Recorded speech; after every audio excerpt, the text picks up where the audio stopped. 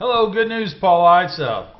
It looks like that Ron Paul's name will likely be put in the pool for the nomination on the first ballot at the Republican National Convention, regardless of what happened in Nebraska.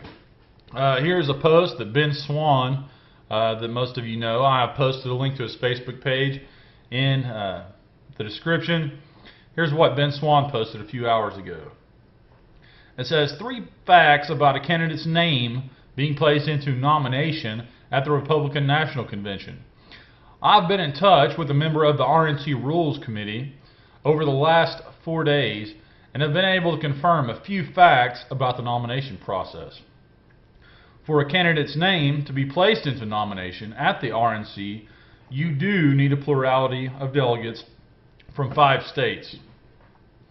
Binding and non-binding distinctions do not have an effect when nominating a candidate's name. If binding is allowable by rule, it is not.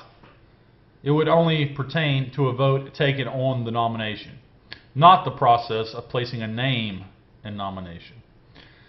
The Ron Paul campaign has the majority of delegates in the following 5 states: Nevada, Maine, Minnesota, Louisiana, and Iowa. He may have the majority in Massachusetts and Colorado as well. So definitely already has 5 states with Nevada, Maine, Minnesota, Louisiana, and Iowa. That ends the post that Ben Swan posted on his Facebook page. So this does mean that Ron Paul will likely be on the on the ballot at the Republican National Convention in Tampa in late August. So I would urge that all delegates consider yourselves unbound and definitely vote for Ron Paul if he's on the ballot. That's the only hope. If you're a diehard Ron Paul person and you want him on the ballot, the only way to do it is for the delegates to stand up for him and vote for him whenever it comes time. And that's all you can do. So I wish you luck with that. Now, if things don't work out in Tampa and we don't get Ron Paul, which is still quite likely. I mean, we still have the mainstream media completely against us. They're not going to report this news probably. So the deck is still stacked against us, but we can still work as hard as we can to make that happen. But if things don't work out in Tampa, I suggest you take a look at Gary Johnson. Okay, don't write him off completely. He's a person that we can get behind to keep the message being heard the rest of the election cycle. Don't just get behind Romney or Obama, and don't try to say, well, but don't vote for Romney, Obama will get in. I mean, that's silly. I mean, that's what they're trying to, that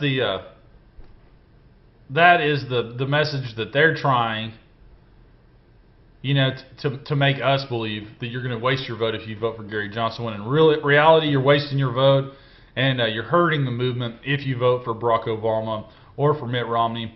But, even if we can't get Gary Johnson elected this time around, he will run again in 2016, and we'll have a chance at him then, regardless of which one of these clowns, even if they do happen to get elected.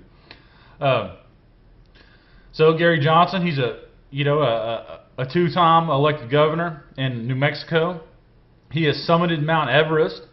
The second time that he got elected in New Mexico, he got elected by a wider margin than he did the first time.